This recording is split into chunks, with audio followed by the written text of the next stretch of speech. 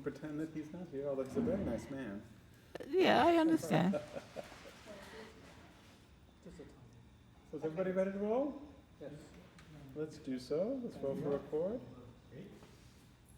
Everybody set? Freeze. All right. We're rolling. Okay, thanks. So Suzy, can we begin as though we've not met? And if you could introduce yourself to me and let me know who you are, your age. Okay. I am Suzy Ressler. Actually, I am not. My real name is Edith S. Ressler. And in 2 months, I'm going to be 90 if I live that long. I think that will happen.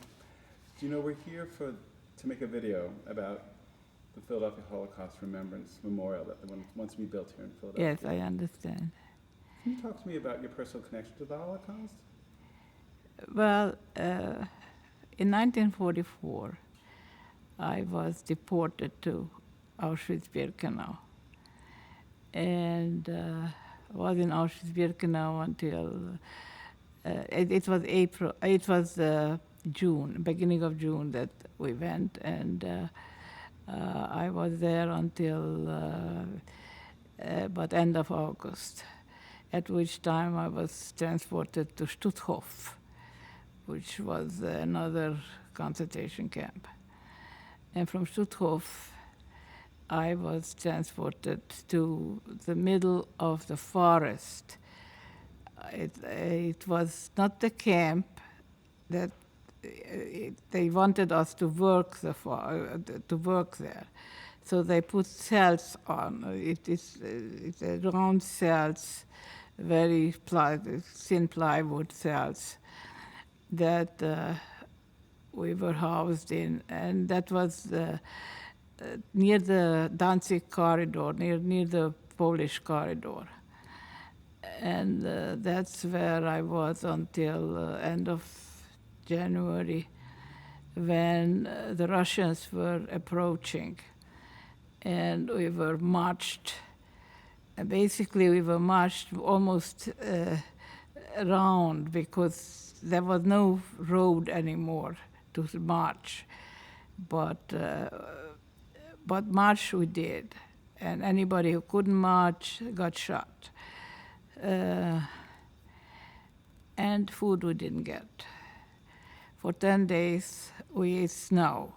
It was snowing, and on the roadside we scooped up a little snow, and that was our food. At the end of 10 days, they finally locked us into a abandoned prison in a town called Krone. And the guards, the SS, disappeared. We didn't know that because they locked us, and then we were there. We were very happy because it was the first place that was inside and warm and whatever have you, And this is the Polish winter. The Polish winter is very cold and really, and we were not dressed, and we were not. We didn't have snowshoes or anything like that. So, but if you wanted to live, you marched. And the next morning, the doors opened, and the Russians appeared. And the Russians were not very polite or very kind. They did not feed us. We were starved skeletons, and they didn't.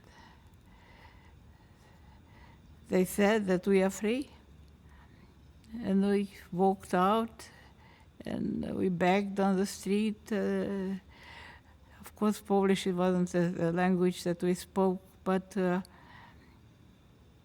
we learned how to say a piece of bread. And And slowly but surely, the only thing that we knew is to go home to where we were born. Not because we really wanted to, but because if we survived, then maybe the rest of the family survived. We really didn't know the magnitude of what happened to our people. And so it took us all through Poland, through Czechoslovakia, and we hopped the freight trains. We were thrown out of the freight trains. We hopped another freight train. Somehow or the other, it took us 2 months to somehow arrive to the city where I was born. And which city was that? It was at that time it was called Oradea. The time that I was deported, it was called Nagyvárad. It was at that time it was Hungary. Now it was Romania. When I was born, it was Romania. And 1940 it became Hungary. So I went to school and I learned Romanian. Actually, I do have three mother tongues, so it was easier for me. But and then 1940, in June, we finished the school year. In September, we went to the same place, except a different language, a different alphabet, a different history. And nobody even bat an eyelash. That's maybe difficult for children or something. Nothing. But it was okay. Until 1944, when gradually things got worse and worse. But then in 1944, the Hungarians decided that they sell us to the Germans, and then the Germans took over. And the time that we stepped on that train, on that transport train, we were sentenced to death. So if I am here today, I think I'm blessed. I think you are. I'm wondering, when you say things were getting worse and worse, can you talk to me about, first of all, set the stage for me like a storyteller. Tell me how old you were at that time, and tell me what was your ambition, what were your dreams of your life? Well, when it changed from Romania to Hungary, I was 12 years old. I was lucky in a way. The school system that I went to, you went 4 years elementary school. Then you took an exam, tough exam. According to that exam, you either went 2 more years of elementary school, you went to high school, or as equivalent to a high school, or the equivalent of gymnasium. If you went to gymnasium, 5th grade, you started Latin. And I went to gymnasium. So in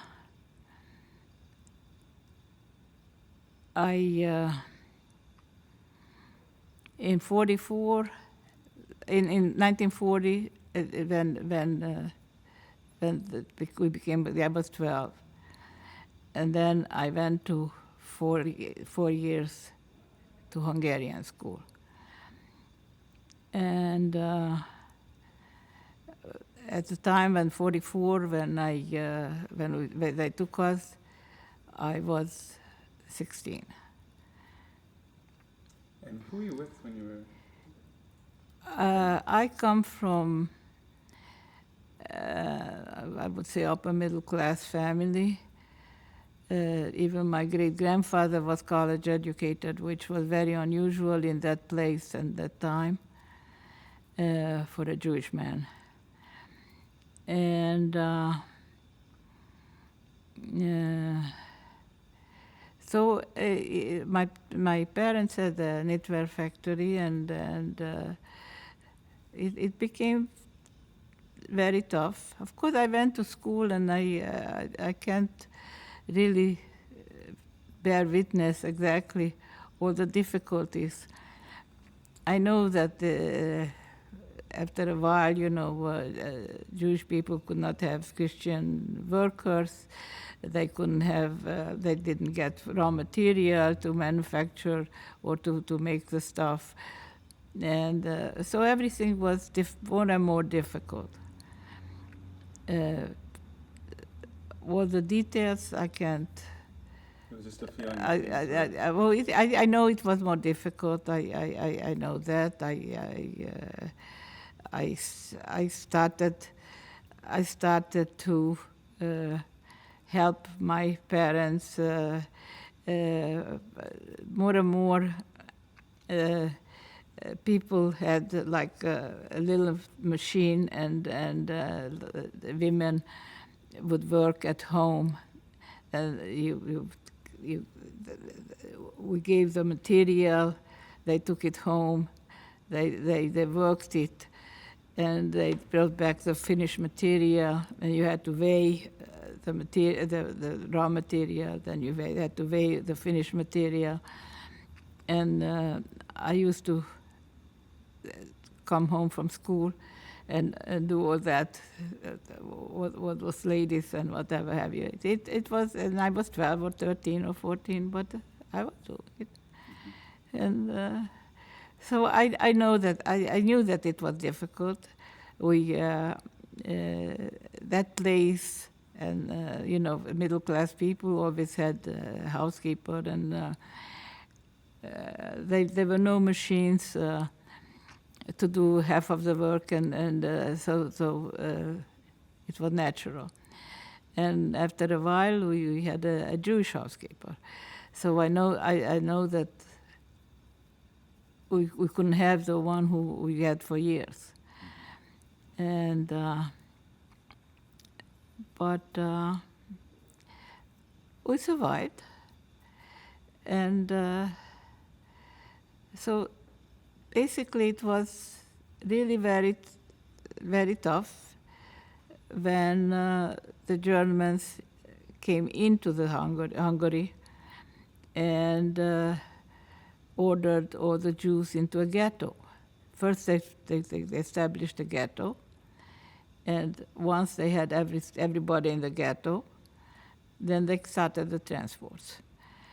It was very, but propaganda was so good, and people believed that this is a tough time, but it's going to go over. That people believed that, the land of Goethe and Schiller and what, those are educated, very enlightened people. It can't be that bad. And the propaganda machine was working, and it worked, because I know my father was a very smart guy, but I guess he believed. I don't really know that, because he was killed in Oranienburg, which is a camp near Berlin, February 2nd, 1945. He was shot to death. So I couldn't ever find out if he really believed or not. But I think he did believe. I think he did believe that this is a bad time, and it's gonna blow over. There were times in the history of our people when the Jews were chased from one country to the other country, but they were never annihilated, not like in the 30s and 40s, mostly in 40s. So when you were in a concentration camp, were you with family members? Or I was always with my mother. Of course, men and women never went together, so once we arrived to that railroad station in Birkenau, I never saw my brother or my father. My brother was 13 and a little kid. He didn't start his growth yet.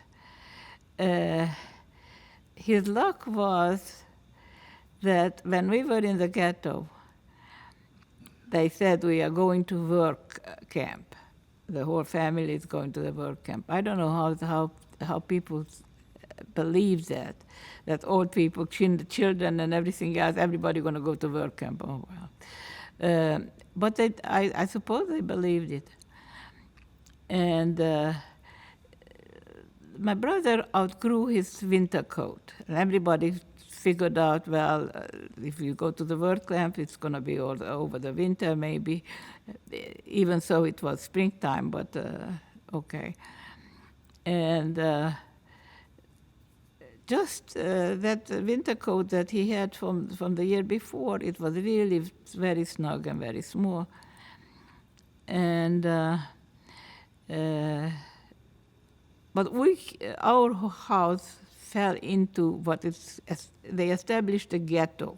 I told that, I said that, and the ghetto was it compassed the big synagogue and the most in the center of kind of almost in the center of the city, a whole area they put fences around and whatever, and everybody else they brought in. But our house happened to be at the edge of this area. So the whole family and all the fans and whoever lived all over that town were brought, and you had, I understand that the people had the choice of where they go, if they could go. So our place, there were no beds, but they slept on the floor, and we had all these people. My father had 11 siblings, and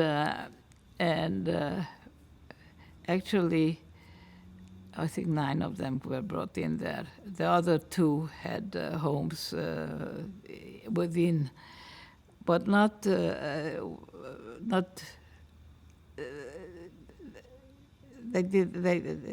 okay. And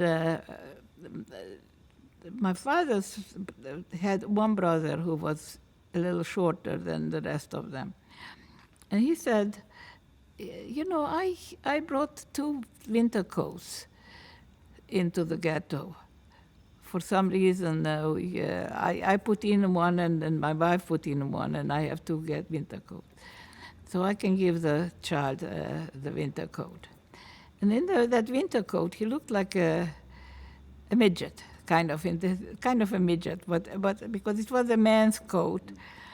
And so he was marched into, children were right away sent to the gas chamber. But because my brother had this coat on, when he was in that line, he was marched to the man. And he was actually selected 3 times, and he was once in the anteroom of the gas chamber too. That's his story, it's not my story. But anyway, he survived, and he just passed away last weekend. Oh, dear, I'm so sorry to hear that. Yes. Happy to hear that he survived. And Yeah. so did you guys stay in Oh, touch? he survived. He lived a full life. He lived in Sweden, and he had 2 children and 6 grandchildren and 2 great-grandchildren. He passed away last weekend. I'm wondering if you can tell me what it was like when...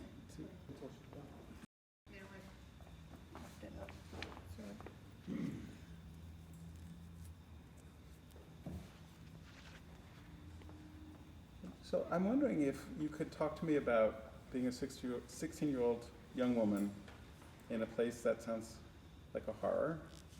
What was in your mind when at the beginning, and how did you get through each day? At the beginning, y- you know, the greatest shock, or the big shock of my life, and I remember that because it's really so trivial, that we were marched into the camp. I mean, the selection was this way, you know, you went left or you went right. Of course, my mother was in her late 30s, and so she went to the right, and I went to the right because I looked like I can work, and so finally we marched, and we marched into a building, and there were some showers there, and they told us that we have to take off all our clothes and everything else and leave it there. And the only thing we could keep is the shoes. And then we went into the showers. This is the first time I saw my mother naked. It was a tremendous, I can't tell you that was, for the time being, that was the greatest terrible thing for me, to see my mother degraded like that. I'm going to stop you because, as I promised, a siren is going on in the Okay. background. I'm wondering if we could tell that story one more time after Okay. the siren finishes, because Okay. it's really strong. I'm sorry to interrupt it. Yeah, that's okay. I asked you about what it was like for 16-year-old girl. But it was a terrible thing. And then we were marched. There was an electrified fence. We didn't know it was electrified, but it was a chain fence, kind of high fence. And behind those fences, we saw women, and they had no hair. They were completely bald. And we made a remark, and we were told, oh, they are not, they are insane, and that's why they have no hair. Of course, in a half an hour, we didn't have any hair either. So that was, and for some reason we felt that we started to understand that the place we landed is not a workplace, but a terrible place. And this. Let's take one more. Okay. Pause. Sorry about that. Hopefully that's going to help somebody who needs it. Okay? So you just said, and maybe you could repeat that you realized the place that you were landing at was not. Well, because after the railroad tracks, you know, they were surrounded. They said we have to disembark and everything else. Women, 5 in a row. Men on the other side, 5 in a row, and then we marched forward, and there was Dr. Mengele, who is famous or infamous since then, and a couple other SS officers, and Dr. Mengele he had a riding crop, and the riding crop moved, and that meant life for the time being, or death. Most people who went to life, very few survived anyway, but for the time being, because I guess they intended us to work, which they did. And the smell, the place had a funny smell. I remember that we commented that, what is that smell? It was a burning flesh. But we didn't know that that is going to be our, half of our children and our old people. And on the way into the camp, we passed this electrified fence. And behind the fence, there were these women who, because in Auschwitz, one of the punishments, or I call it a punishment, is that for hours you stood appel. It's called appel. And you were not allowed to move or whatever have you, and you stood and you stood and you stood. No. And then they counted you, and they counted you, and they counted you, and they counted you. Well, it didn't make any sense, but who am I to say? And as we marched in, we saw these women standing there, and they were bored. And you could see that it was shorn with a machine, you know. And they were not bored, but they were bored because recently they were liberated from their hair. And we asked, and we were told that, oh, they are the insane people. Well, in a little while we looked about the same. We did look at the same. Also, they had the terrible old torn clothes, because everybody had to, when you get into the showers, you had to leave the clothes. And they were bales of old junky clothes, and you got something, and you covered yourself. But so everybody looked like terrible. But I remember that for me, because I was not used to it, one of the biggest shocks was seeing my mother naked in that shower. Because to see my mother degraded like that, I think I wasn't thinking about myself. I just was thinking about. It was a tremendous shock, and I still remember it, so many years later. We made it through that story. Thank you very much. What was the thing that was going through your mind about the world? I mean, the world is upside down.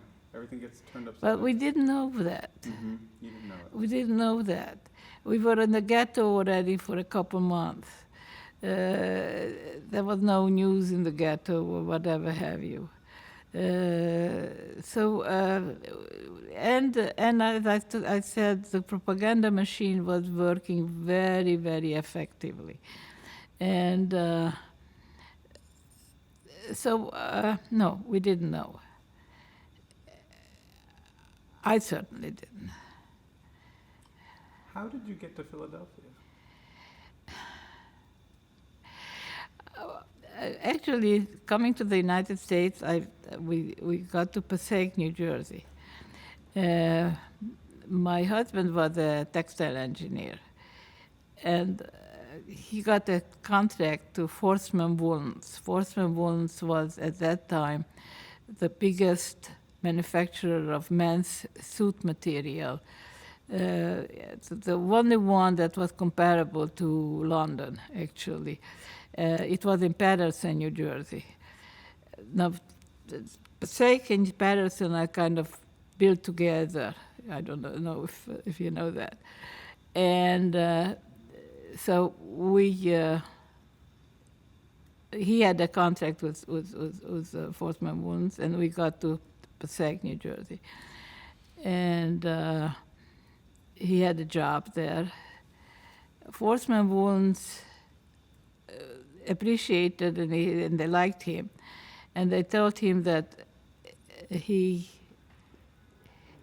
does a very good job and whatever have you, and if they would like to retain him and pay for his. He needed, I think, 2 or 3 semesters to get an American diploma. Because at that point he didn't have any kind of diploma, but and they believed that he knew what he was doing, and that was okay. But they said they needed an American diploma to give him the position and the salary what he deserves. And they offered him to go, because Fortman Wound was a 24-hour work at that point, offered him to go to work during the day and go at night school, or go morning school and work the second shift. And he declined. He was a Dachau survivor, and he said it was so much down the drain that he just can't imagine going back to school. On the other hand, he really wanted to come to Philadelphia because his parents, his mother and father, were in Philadelphia the century before. They fell in love in Philadelphia. They went back to Europe to get married because her parents were in the old country, and she wanted to get married with the parents. And in between, the war came, and she had a couple of babies, and she lost the babies. And then my husband was born, was the third baby, and they were very much afraid that, those sea voyages were not very easy. So they wanted him to get a little older until they can go back to Philadelphia.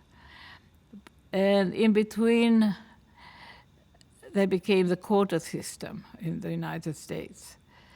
At that era, I understand that people did not take any papers or anything. They arrived, they got into the country, and that was it. And but instead of storybook stories, my husband's father taught him all about Philadelphia. So he grew up that he wants to go to Philadelphia. In between, it was impossible to come and all that. So it was, but he always dreamt of going to Philadelphia. So when we were in Passaic, he wants to go to Philadelphia, and so we got to Philadelphia. I'm happy you did. I'm wanted to go back a little bit to your time in the concentration camp. I was wondering what you felt like your future was at that time, and what you felt like you knew about the future. Well, I tell you, I was the youngest in that place. It happens to be. And I said, I will survive. And the women always told me, you don't understand. You can't survive this. This is not for survival. And I said, I will survive. I will outlive Hitler. And I believed that. And my mother got into very bad shape because she deteriorated fairly rapidly, and when we were in the work camp, and it was bad. But somehow or the other, I could help her and work my part of the work and part of her work, and when we were marching, as I told you before, a friend of a girl that we were together. I didn't know her before, but we were together for a while in the camp, and she was 25, and she was work. She lost her mother early, and she was used to a lot of work, and she was a big, strong girl. And when we had to march, kind of between her and me, we almost carried my mother because her feet were swollen and frozen, and so she was very bad shape. But somehow I was lucky that we got liberated. But one of the reasons that I think we survived is that I never believed that I am never going to survive. That no matter how hard it was, how bad it was, I will survive. I have to survive. And so I guess I was lucky. So part of what you're doing today is telling us a story, and it's such an important story to tell. Why, and this, what we're here to do is to raise awareness, to create this memorial so that people will not forget about the Holocaust. But today is, I think, it's more important than ever before. Why? Because a couple of weeks ago, or whenever it was, I saw the people marching with the Hakenkreuz. And I didn't think that I ever lived that long to see that. I went back to Germany a lot of times because we had my husband had friends who survived there and lived there. But the people wanted to put this behind them. And I never saw anything like that there. And to my old age, I have to see that in the United States, where I felt that I am free, and for generations to come, it's my children, my grandchildren, great-grandchildren can live here. So I think that people have to remember how bad hatred is. Because it's very easy to fall in the habit of hate. If you are influenced, if you are taught from childhood on, I think you believe that some people are maybe inferior or whatever. I don't know what I don't really know the dogma behind the people with the Hakenkreuz, but to me that was a tremendous happening. It was a shock to all of us. Well, so many of us. To me, it really is. I mean, I understand that people can have all kinds of beliefs. People can have ideas, good, bad, or indifferent. But to do it officially and openly and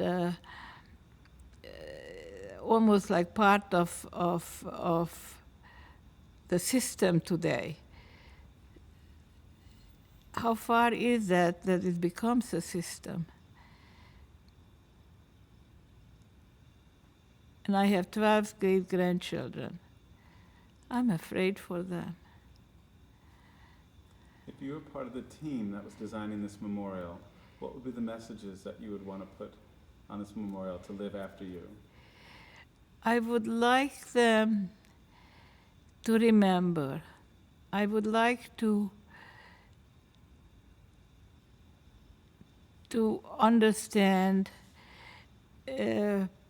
People said afterwards, I didn't know. Now, if I close my eyes, today, 70-some years later, I smell the burnt flesh. I still smell that. that was for miles around. And that was inhabited by a lot of people. Those crematoria were not in the moon. It was there. It was in the middle of inhabited townships. I had to know. And so when you see that people will see that things go toward one way or the other that is not universal, that is not understandable, that is hate. They should try to fight it as much as they can. This is what I would leave as my legacy. To remember that hate is a terrible thing.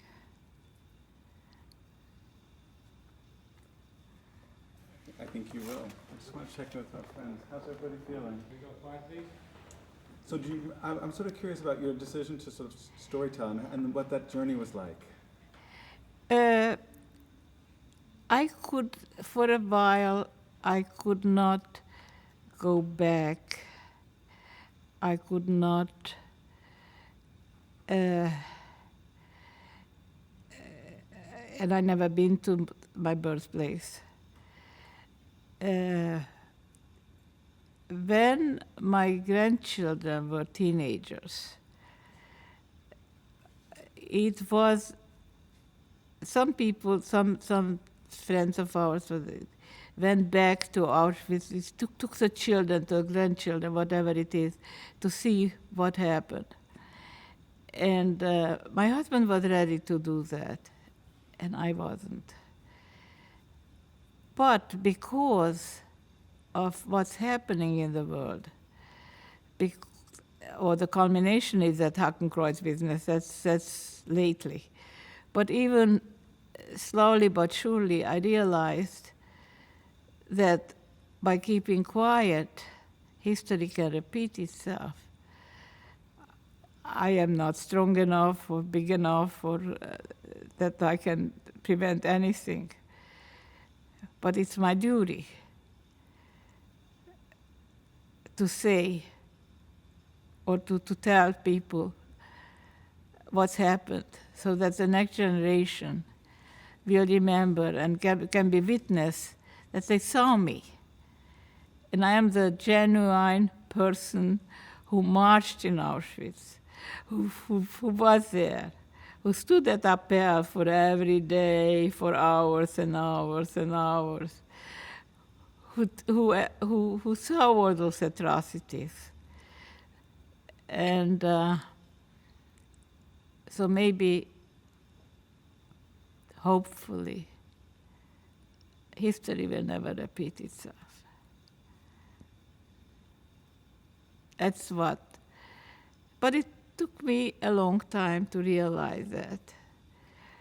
And originally, when I came to the United States, I felt safe. That's the first time I felt safe almost in my life, because even when I was a teenager, I didn't feel safe. I went to a Jewish day school, and I remember the first grade. The first grade, your mother dresses you in your nicest clothes and everything else. You go to school, and did the big deal. And we are coming out of the school, and we were pelted with rotten tomatoes. The marketplace was not very far from where the school building was. And it was the early 30s. The air was ripe for hate. This was teenagers. These were boys who were mischievous, and they felt this little girl, it's a girls, it was a girls' school. And the little girls came out with this nice little pinafores and everything else, and they belted us. So ever after that, I felt sometimes not safe. But when I came to the United States, I had a baby. And I was crossing the street with a baby carriage. And I was getting, getting up from the sidewalk, and a policeman came over and said, "Good morning, ma'am, may I help you?" And I felt I am safe. If a policeman comes and helps me, this is a country that I am safe. And I hope that this is a country that is safe forever and ever. I hope so too. Well, I feel like we've done a terrific job. Is there anything that I haven't asked you that you wanted to share today? Because I know it's a whole life and it's a whole big life. I don't know what you want to know, about me, Well, after or before or after. Well, I just, I think your testimony about your life is very strong and compelling, and your hopes for the future are as much of an argument as anyone can have for a memorial. I think it's done for this particular purpose. Okay. Wonderful. So I don't have to talk about my life in the United States. That's, Well, just until that- you've just done it. You still got married, It's had, beautiful poetry. no, I got married in 12th grade. After the camp, I went back to school. I was crazy.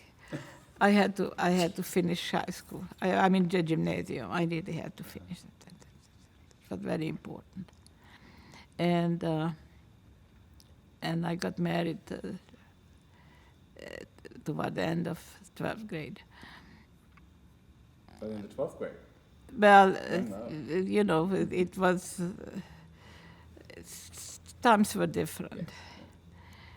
I did have one question, and if it's, I just want to know, does the word, when you're in the concentration camps and in the work camps and in the forest and standing for hours and hours, how do you... You didn't stand in the forest. In the forest, you worked. Right. You stood appel in Auschwitz and in Stutthof too. But in the forest, you worked. You marched. It was a clearing where all these cells were put up. And that was a real thin plywood. You can't imagine how thin plywood and how cold it is in the Polish winter. In the morning, we had like a white hub, ice, because as you breathe in and out, we laid on the floor. We had some box, the three box, and we made a bed and stuff like that, and we laid on there. The celt is at the round sink, so everybody laid next to each other, very, very close. And as you breathe in and out, it's moisture, and the moisture froze. It was so cold that it froze. So by the morning, everybody looked like you have a helmet, a white helmet, and then you broke it, and you got rid of it on the floor. That was the ice. That was the work camp. And then you went to work. What you said all along you said you were a survivor. You knew that inside? Oh yeah, I'm gonna survive. This was my motto. My motto was, I'm gonna survive. Where did that come from, that strength? I don't know. But I'm a survivor. I guess my nature is that if I'm called upon, I do the utmost that I can do. at that point, I worked very hard because I was called to do that, and I did. And I think I was called to feel that I'm gonna survive, because that was what kept me going, getting up and going and doing. And So it's something inside of you that had the faith. I guess I was born with it or something. I'm glad. I can't tell you. Also, my good luck, or our good luck, was that the Hungarian Jews, or the Jews of Hungary, were the last ones. By that time, Germany lost the war. Everybody knew that. They were retreating from all over. They lost the war. But and they needed those railroad cars better for the troops. But that wasn't that important as to make sure that the Jews get killed. It's Judenfrei. The word should be Judenfrei. And that was the main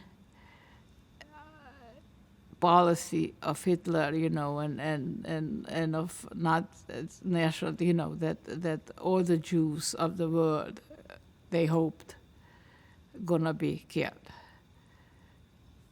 I happen to be one of them. But I survived. The motto of Häftlinge kann nicht befreit werden, which means in English, inmates cannot be freed. That was all the SS who were doing duty in the camps. This was their motto, that you have to march them, you have to kill them, you have to shoot them. You can do anything, but they cannot be freed. But some of us did. Not too many, but some of us did. I'm so happy to meet you and talk to you today. It was very productive. Anytime you want to know any details, I am there. I appreciate it. Can you start that thought again when you talk about it? You were just saying, when I talk about it, I'm there. Yeah, I am in my mind. I don't know if that's a curse or a blessing, but I have total recollection of every day and every moment. And I'm there. I am in that barrack. I can see where we were. I can see the alleys where we stood Appel, which was a part of it. I am there, unfortunately. This is one of the reasons I could not go back, because I would relive, and I didn't want to relive everything. Yeah. It's important to remember. It's important to remember not to forget, but it's not reliving this. Well, it's important for me to tell people who will remember and who will. My days are numbered. You can live this long, that long, whatever. I'm not in a hurry. I would like to see my great-grandchildren a little older and see what happens. I have a 17-year-old great-grandchild. And so I really would like to, but I don't know that. By now, I don't have that belief that I survive. By now, I believe that I am blessed. And as long as I am blessed, I will be blessed, I can do and I can talk to you. But I hope that people will remember and will talk to their children and their grandchildren and whatever.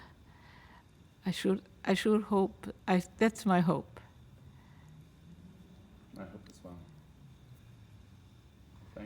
You are very welcome. We make